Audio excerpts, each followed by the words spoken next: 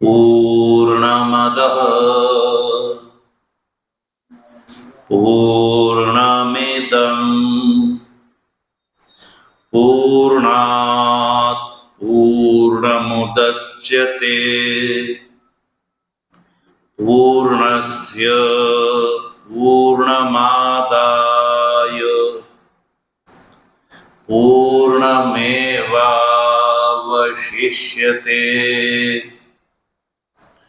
ओम शांति शांति शांति। शंकरं शंकराचार्यं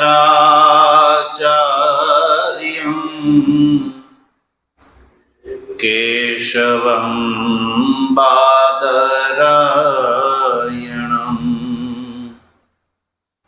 सूत्रभाष्य कृतौ वन्दे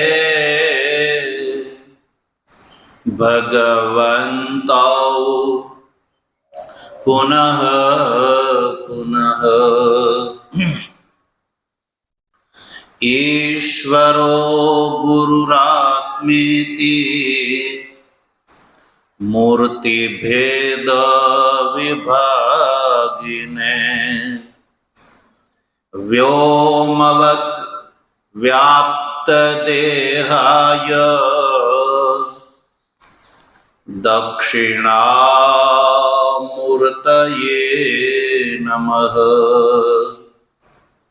ओम शांति शांति शांति।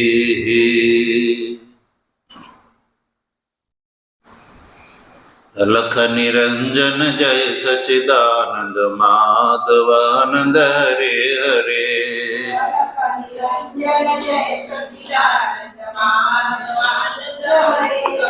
हे अलख निरंजन जय सच्चिदानंद माधवानंद हरे हरे।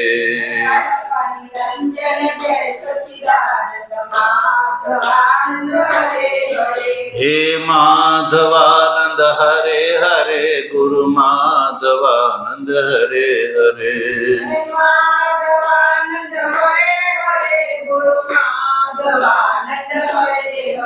हे सदगट व्यापक जय सच्चिदानंद माधवानंद हरे हरे।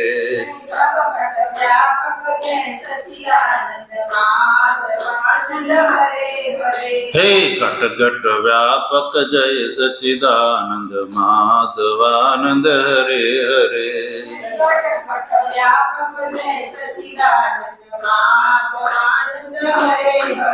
सद्गुरु देवनी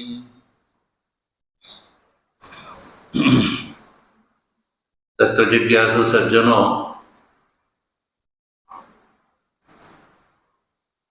पवित्र चातुर्मासना दिव्य समयમાં સાયંકાલીન સત્રમાં આપણે સર્વપ્રથમ સામવેદની છાંદોગ્ય ઉપનિષદની સત્યકામ જાબાલ વિદ્યા ઉપર આપણે વિચાર કર્યો। સત્યકામ જાબાલ વિદ્યાના વિચાર પછી છાંદોગ્ય ઉપનિષદની જ 5મા અધ્યાયમાં ઉપલબ્ધ પંચાગ્નિ વિદ્યાનો આપણે ભાષ્ય સહિત વિચાર કર્યો અને આ જે પંચાગ્નિ વિદ્યા છે એના દ્વારા આપણને સંસારની ગતિઓનો બોધ થયો। ભગવાન ભાષ્યકાર તો આ પ્રકરણનો ઉદ્દેશ જ સંસારની ગતિ બતાવવા માટેનો છે એવું કહે છે। એ શ્રુતિ મુખ્ય રૂપથી સંસારની ગતિઓનું વર્ણન કરે છે, અને એ ગતિઓનું વર્ણન એટલા માટે કે અધિકારીને વૈરાગ્યની પ્રાપ્તિ થાય, અને વૈરાગ્યવાન થઈને વિવેકાદી 4 સાધનથી સંપન્ન થઈને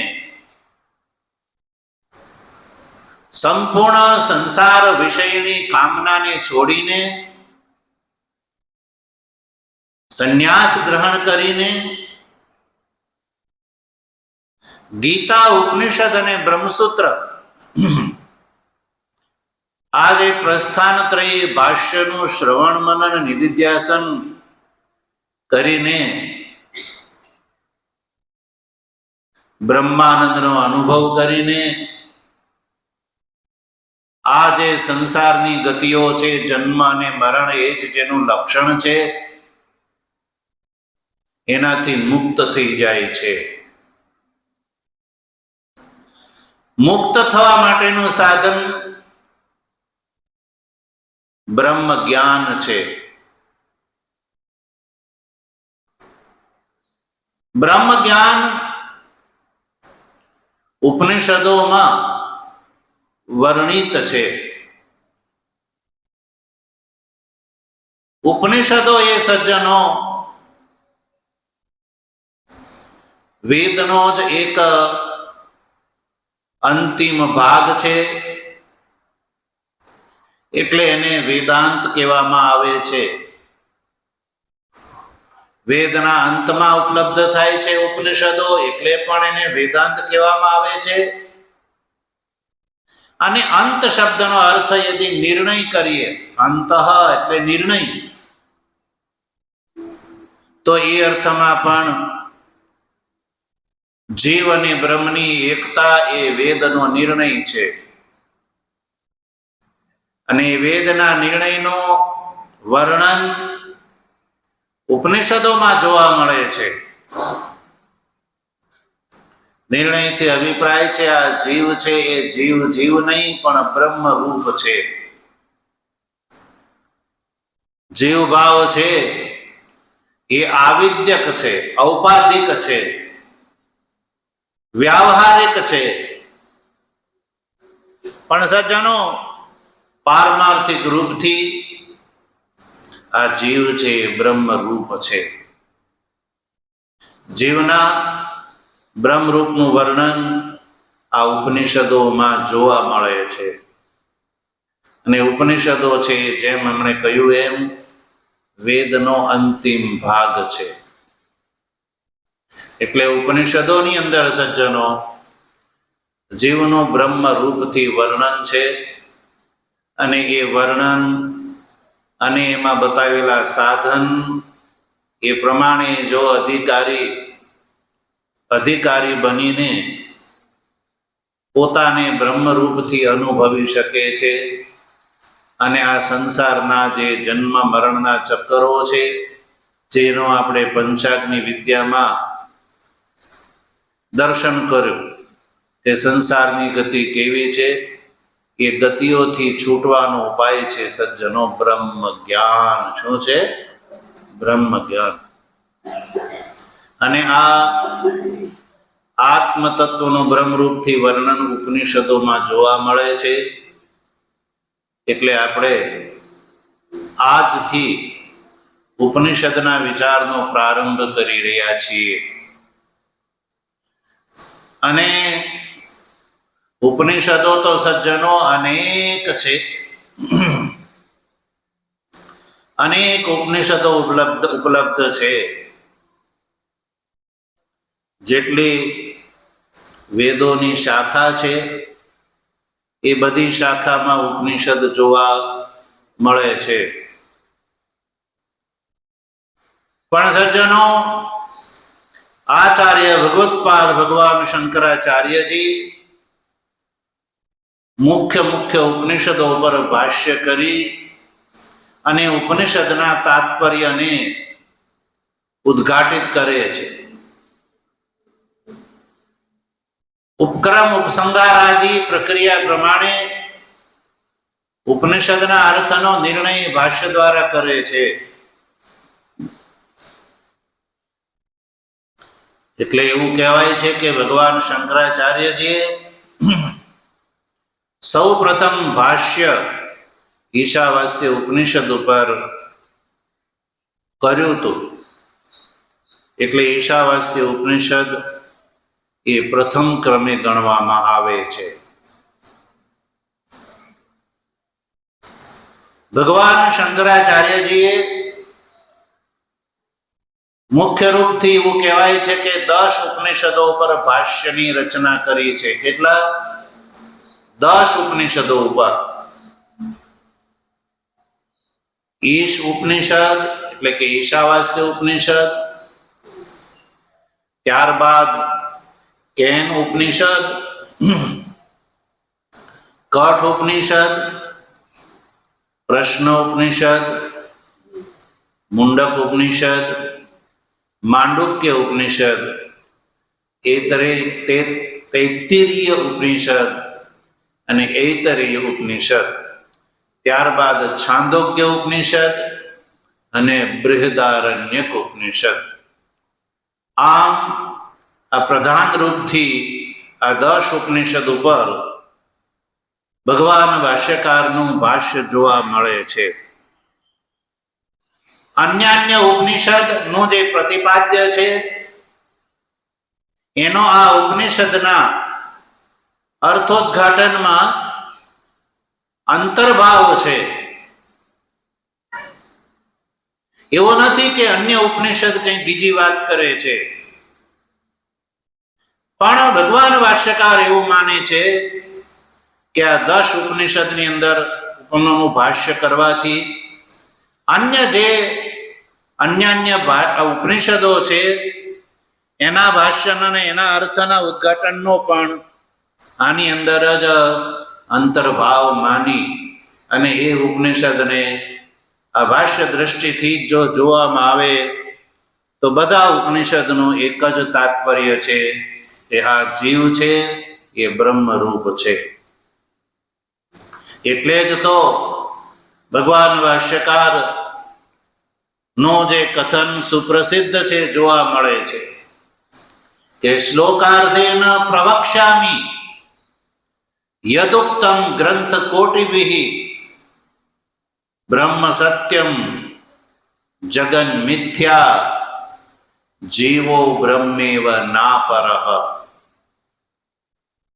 ભગવાન ભાષ્યકાર કહે છે કે ગ્રંથ કોટિભિઃ યદ ઉક્તમ, એટલે કોટિભિઃ ગ્રંથેન યદ ઉક્તમ, કરોડો ગ્રંથો દ્વારા જે કહેવાયું છે તદ અહમ અર્ધ શ્લોકેન પ્રવક્ષ્યામિ. કહે છે કે એ હું અડધા શ્લોકની અંદર કહી દઉં છું. કરોડો ગ્રંથો દ્વારા જે કહેવાયું છે એ હું અડધા શ્લોકથી કહી દઉં છું. એ શું છે? તો કહ્યું બ્રહ્મ સત્યમ જગન મિથ્યા જીવો બ્રહ્મેવ નાપરઃ.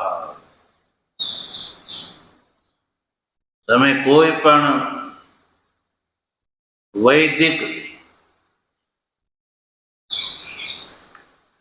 વૈદિક ધર્મ અનુસારના જે ગ્રંથો છે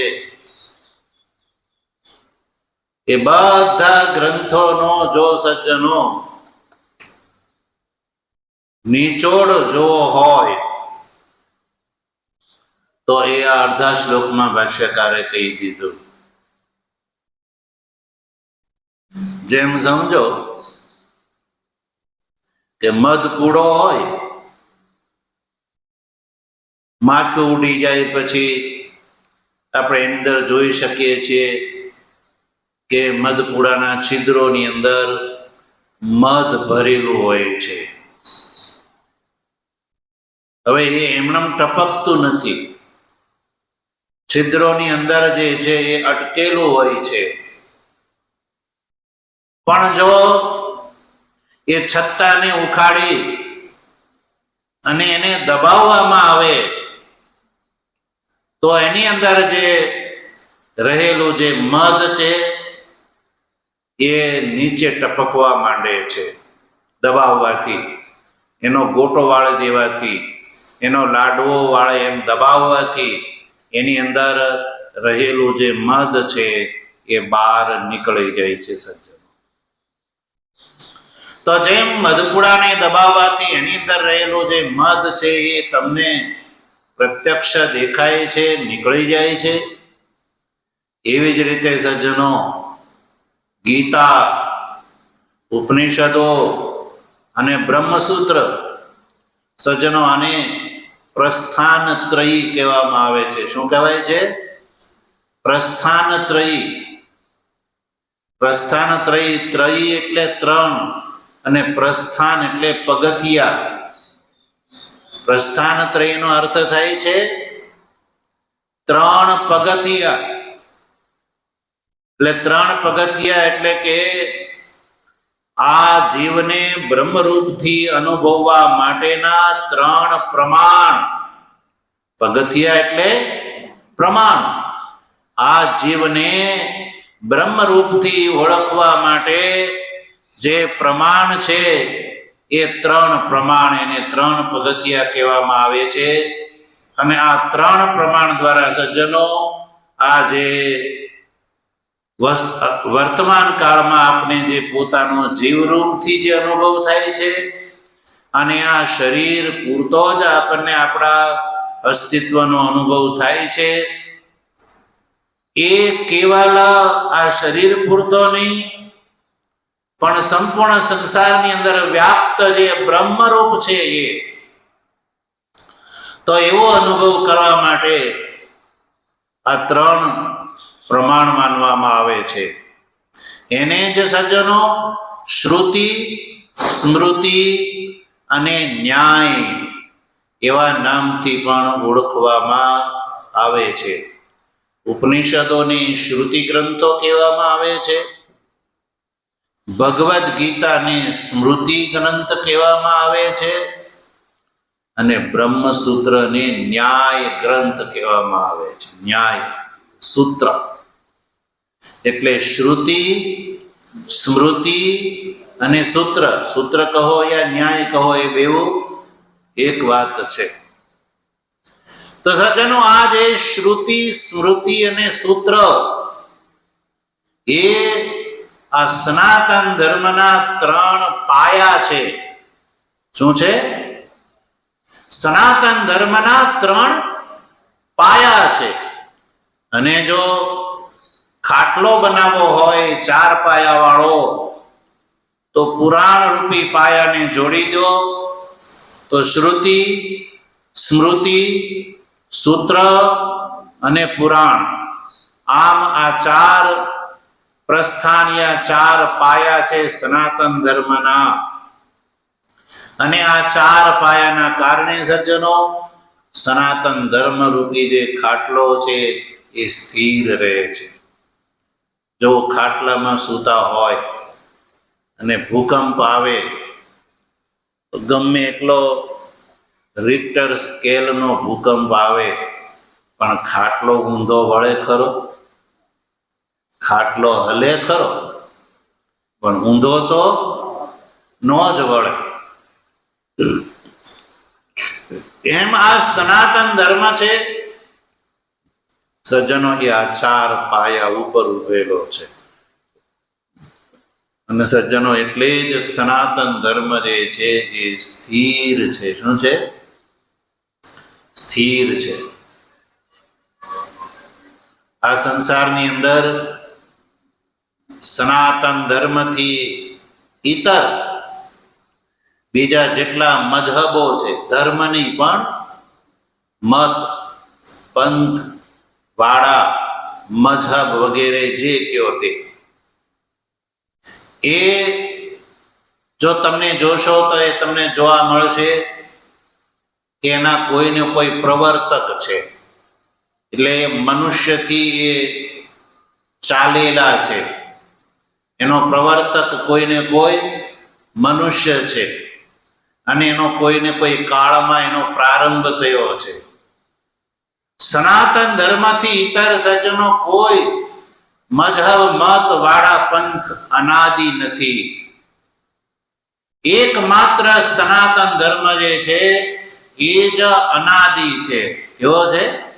અનાદિ.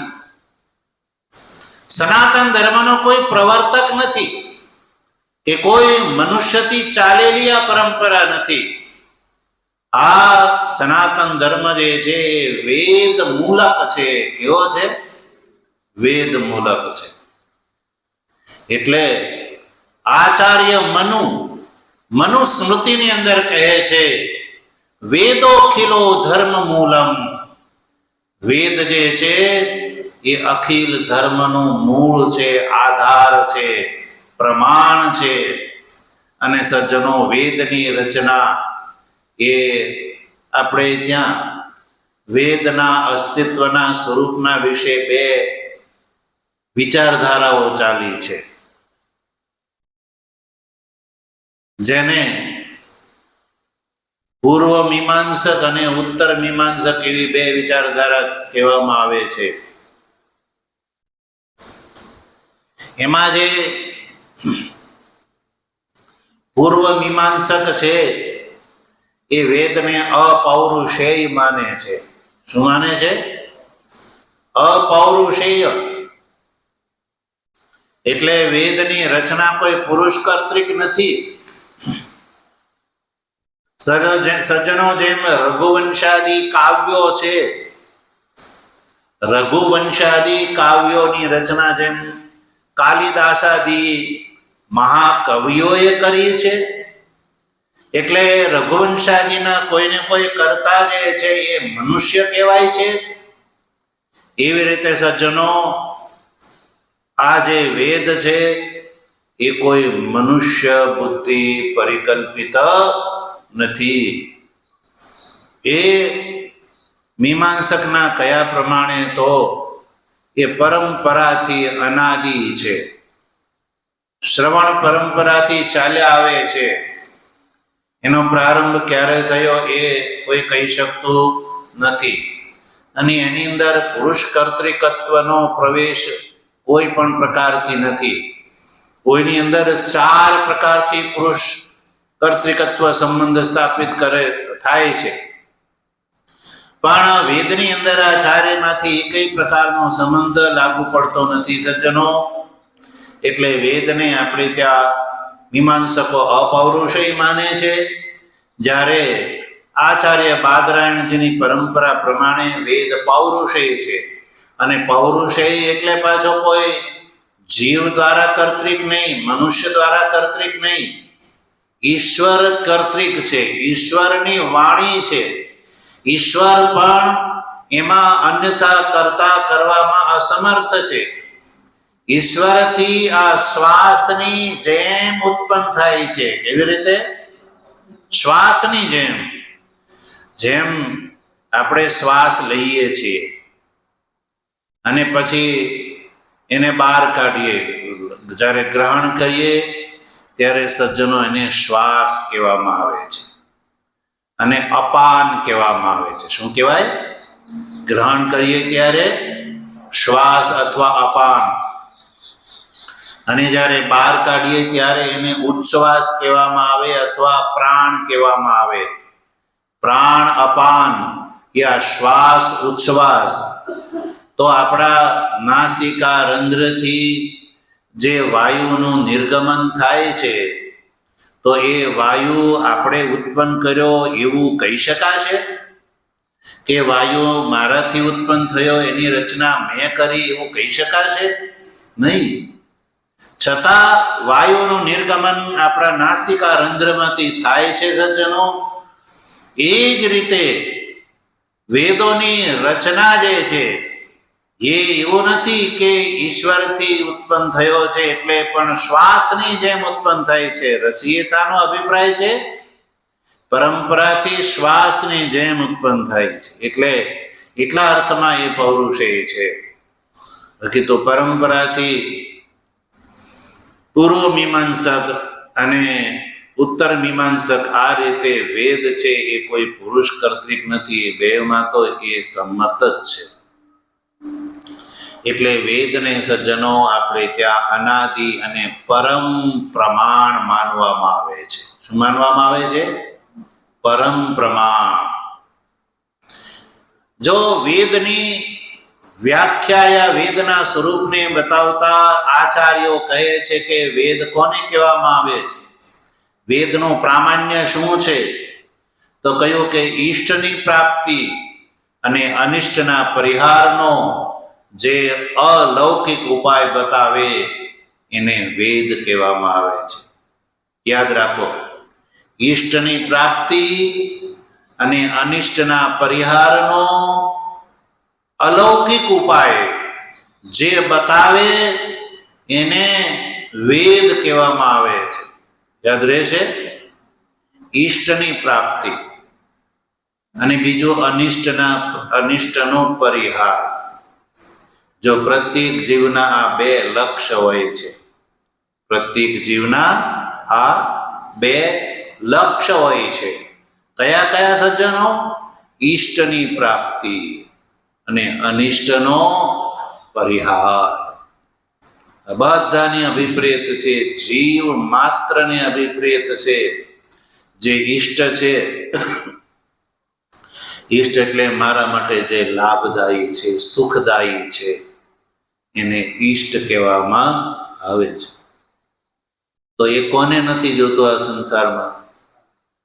અને અનિષ્ટનો પરિહાર, અનિષ્ટ એટલે જે દુઃખદાયી છે, જે દુઃખદાયી, દુઃખનું કારણ કોણ ઘરે રાખવા માંગે છે? ભાઈ, કોઈને રાખવું છે? બધા જ એનો એ દૂર થાય એવી કામના કરે છે કે નહીં? એટલે ઈષ્ટની બધાને પ્રાપ્તિ કરવી છે અને અનિષ્ટનો બધાને પરિહાર કરવો છે. અનિષ્ટ કોઈને રાખવું નથી અને ઈષ્ટ કોઈને છોડવું નથી.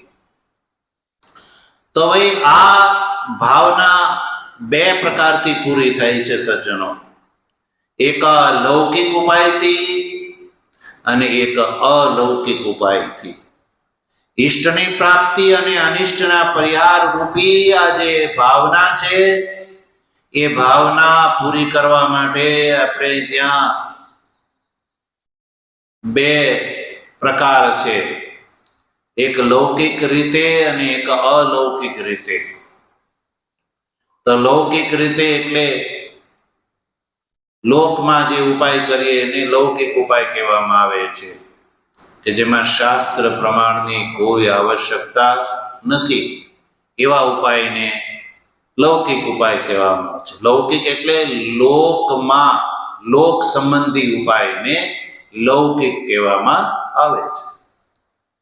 જેવી રીતે શિયાળો ચાલતો હોય તો ઠંડી સારી લાગે છે, ઉનાળો ચાલતો હોય તો ગરમી સારી લાગે ભાઈ, અને ચોમાસું ચાલતું હોય ને ચારે બાજુ બાઢ આવેલી હોય, વૃષ્ટિ થતી હોય, વાવાઝોડું ચાલતું હોય, ઝંઝાવાત, ભયંકર મેઘનું તાંડવ, તો એ કોઈને સારું લાગે છે? તો જે સજ્જનો સારું નથી લાગતો એને અનિષ્ટ કહેવાય, અને જે ગમે એને ઈષ્ટ કહેવામાં આવે છે. તો સજ્જનો, જેમ ઠંડી છે, પોષ મહિનામાં, માક્ષર મહિનામાં ઠંડી જે છે જીવને દુઃખદાયી છે, તો પછી એ ઠંડીને દૂર કરવા માટે, એનો પરિહાર કરવા માટે આપણે ગરમી ગ્રહણ કરીએ છીએ, એટલે કે આગ વગેરે તાપીએ, એ ગરમ કપડાં પહેરી લઈએ અથવા તાપણું કરીએ તો ઠંડી દૂર થઈ જાય છે સજ્જન.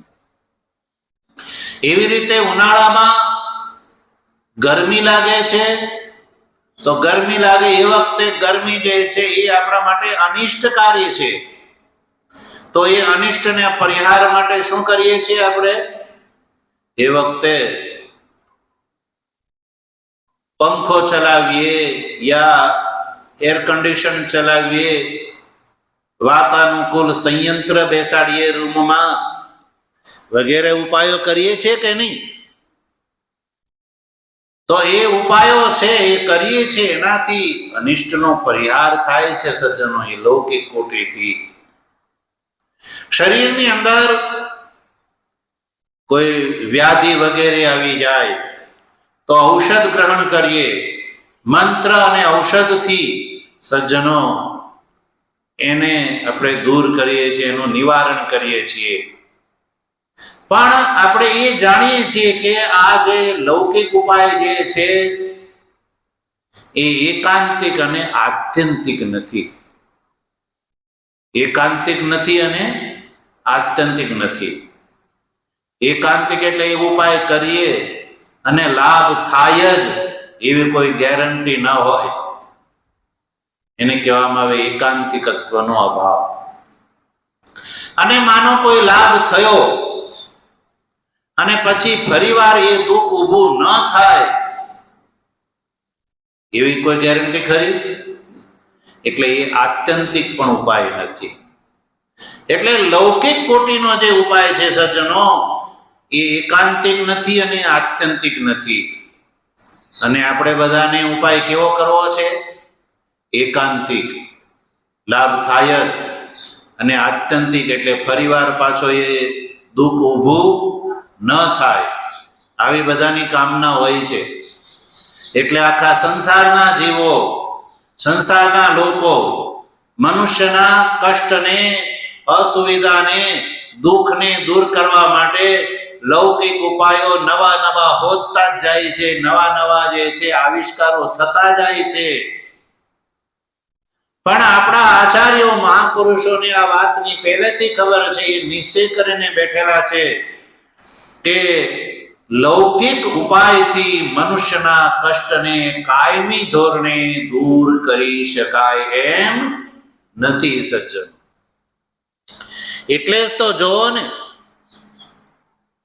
અત્યારે તમારી પાસે મોબાઈલનું ડબલું સાથે જ હોય છે, બધા સાથે.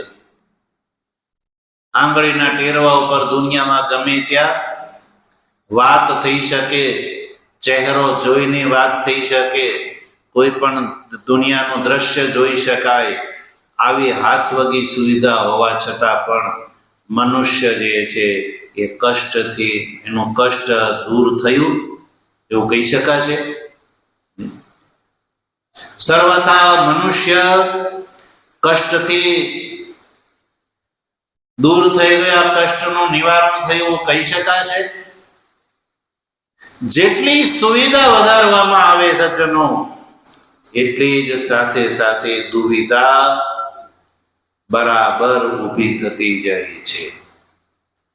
એટલે આનાથી નક્કી થાય છે.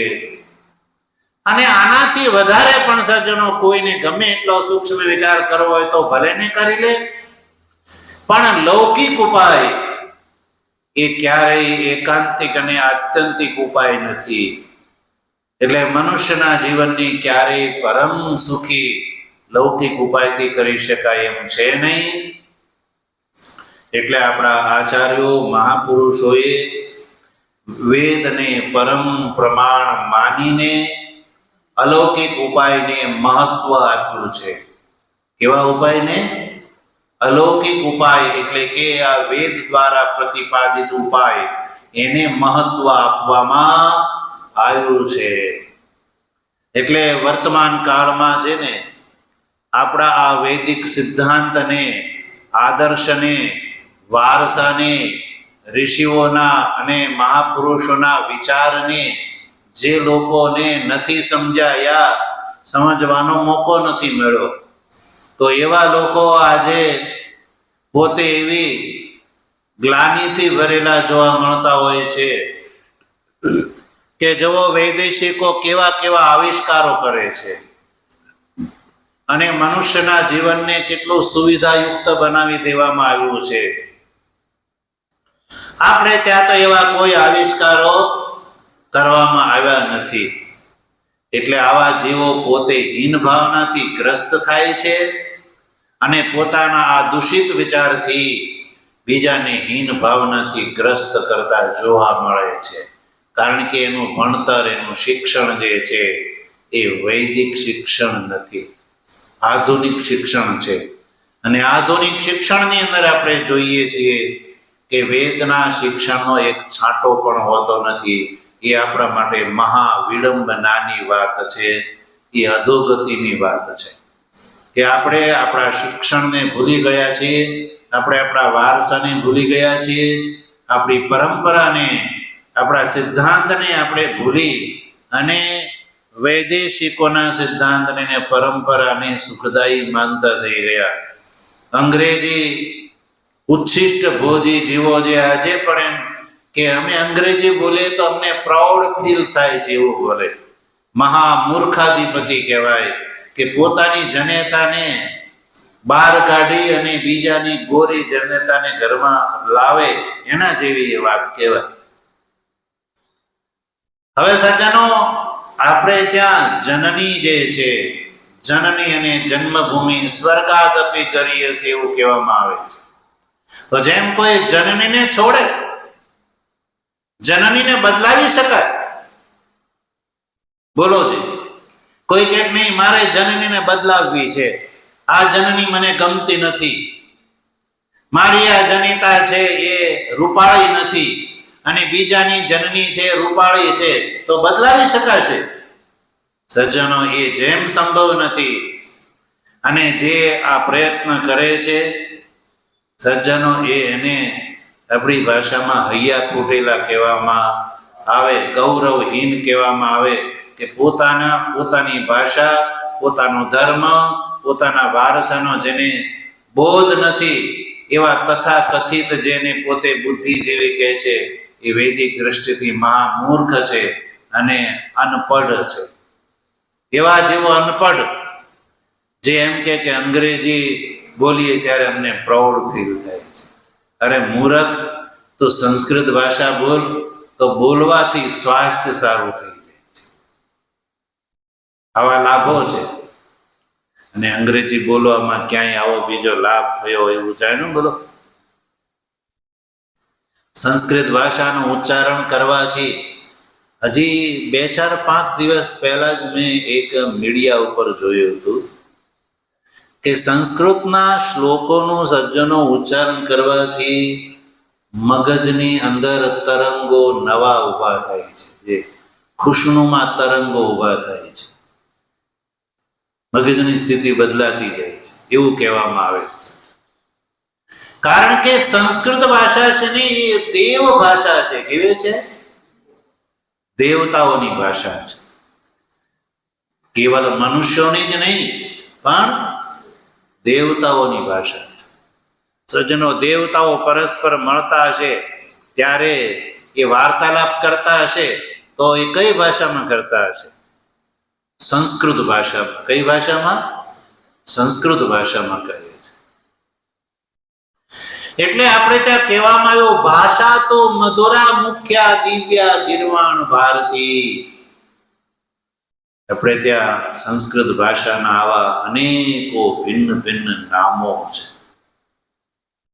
સંસ્કૃત ભાષાનું ઉચ્ચારણ કરવામાંથી, ચાલો ઉચ્ચારણની વાત જવા દો, શ્રવણ કરવા માત્રથી સજ્જનો નકારાત્મક વિચારધારા દૂર થાય છે, પાપો દૂર થાય છે, અનિષ્ટો દૂર થાય છે. એવી આપણી આ પવિત્રતમ સંસ્કૃત ભાષા છે. પણ છેલ્લા આ આપણા ભારત વર્ષ ઉપર મુઘલો આવ્યા અને અંગ્રેજો આવ્યા, એના રાજ્ય શાસનમાં આપણી આ પરંપરા જે છે એ દબાતી ગઈ અને આ જ હાલત એ છે કે આપણે પોતે સનાતન ધર્માવલંબીઓ જે છીએ, પોતાને કેવડાવીએ છીએ, એ જ આપણે આપણી પોતાની માતાને ઓળખતા નથી કે કઈ માતાથી મારો જન્મ થયો છે.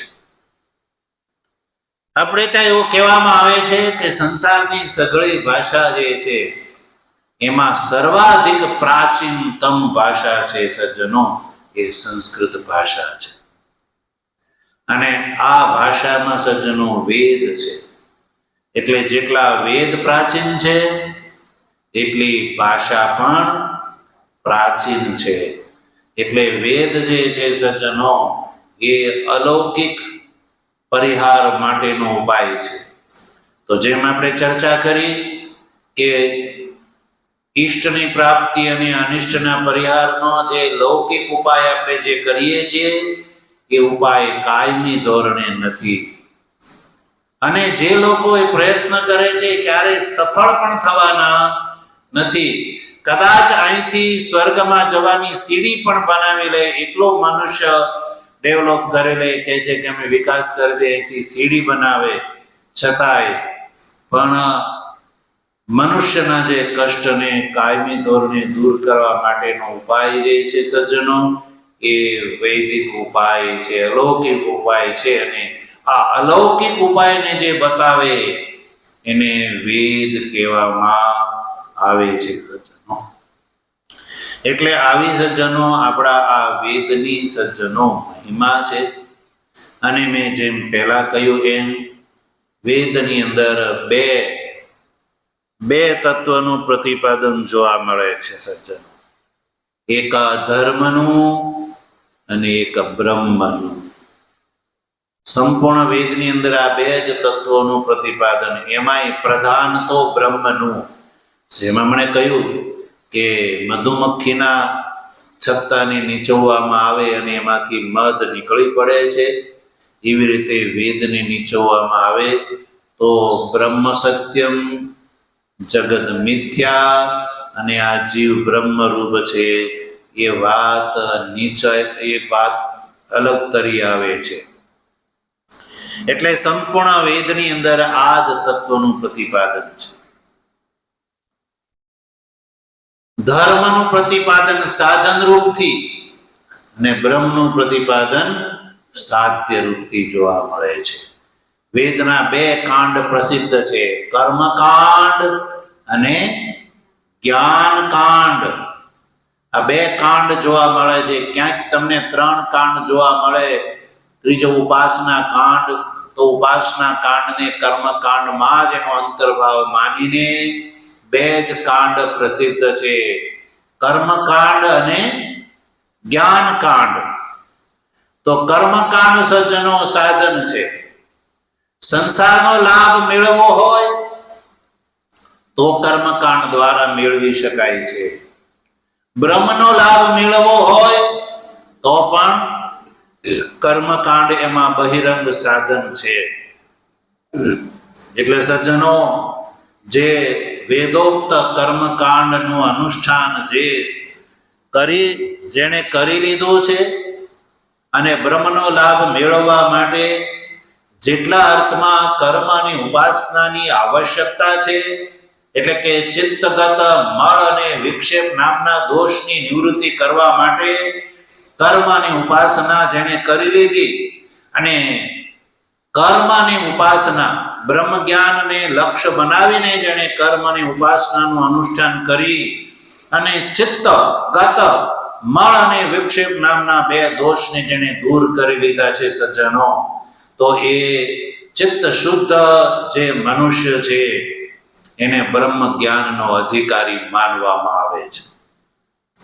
અધિકારીના લક્ષણોની જ્યાં સુધી વાત છે તો ભગવાન ભાષ્યકારે અધિકારીના લક્ષણો બ્રહ્મસૂત્રના પ્રથમ સૂત્રમાં અર્થ શબ્દનો વ્યાખ્યાન કરતી વખતે બતાવ્યા કે વિવેક, વૈરાગ્ય, શમદમાદિ ષડ સંપત્તિ અને મુમુક્ષુત્વ, આ 4 સાધનથી સંપન્ન જે છે એને બ્રહ્મ જ્ઞાનનો અધિકારી માનવામાં આવે છે. એટલે કે સંસાર પ્રત્યે વૈરાગ્ય અને એને જ સંન્યાસ કહેવામાં આવે છે. અને આ સંન્યાસ કોટીએ જે પહોંચેલા અધિકારી જે છે એને બ્રહ્મ જ્ઞાનનો લાભ થાય છે.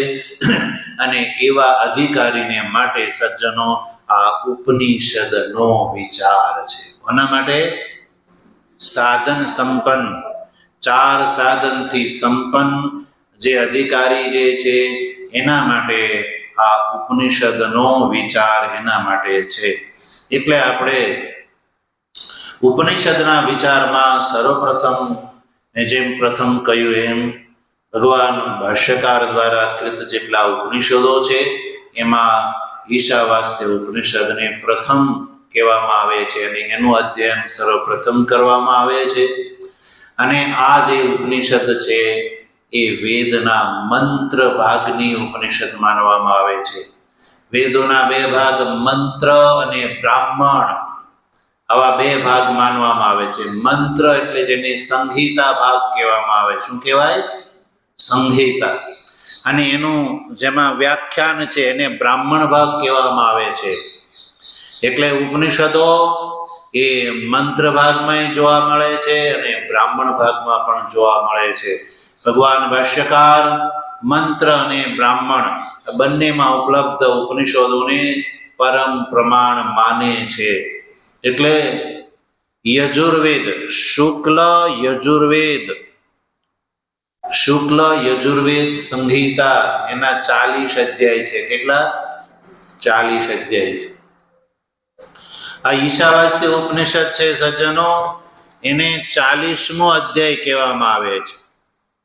શુક્લ યજુર્વેદ સંહિતામાં 40મા અધ્યાયને જ્ઞાન કાંડ માનવામાં આવે છે. 39 અધ્યાયોમાં કર્મકાંડનું પ્રતિપાદન, ધર્મનું પ્રતિપાદન, અને 40મા અધ્યાયમાં આત્માના સ્વરૂપનું પ્રતિપાદન જોવા મળે છે. એટલે 40મો અધ્યાય જે છે એ જ્ઞાન કાંડ છે, 39 અધ્યાય છે એ કર્મકાંડ છે. તો 40મા અધ્યાયની અંદર આત્મતત્વનું પ્રતિપાદન છે એ વાત ભગવાન ભાષ્યકાર સૌ પ્રથમ બતાવે છે આ ઉપનિષદની અંદર. એટલે આ ઈશાવાસ્ય ઉપનિષદ સજ્જનો એ મહત્વપૂર્ણ ઉપનિષદ છે. એટલે આપણે આજથી આ ઈશાવાસ્ય ઉપનિષદના વિચારનો પ્રારંભ કરી રહ્યા છીએ.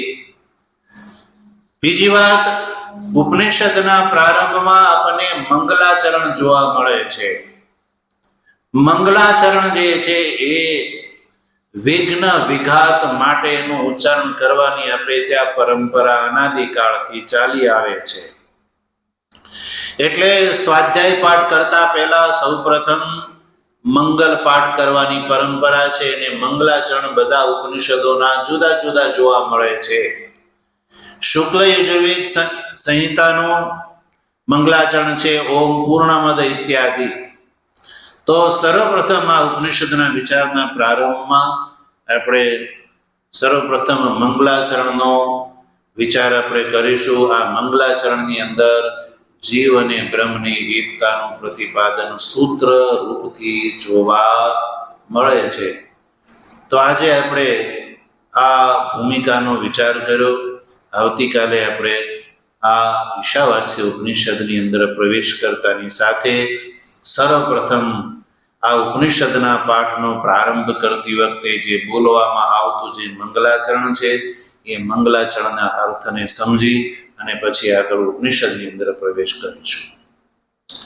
ઓમ પૂર્ણમદ પૂર્ણમિદં પૂર્ણાત પૂર્ણમુદચ્યતે પૂર્ણસ્ય પૂર્ણમાદાય પૂર્ણમેવાવશિષ્યતે. ઓમ શાંતિ શાંતિ શાંતિ.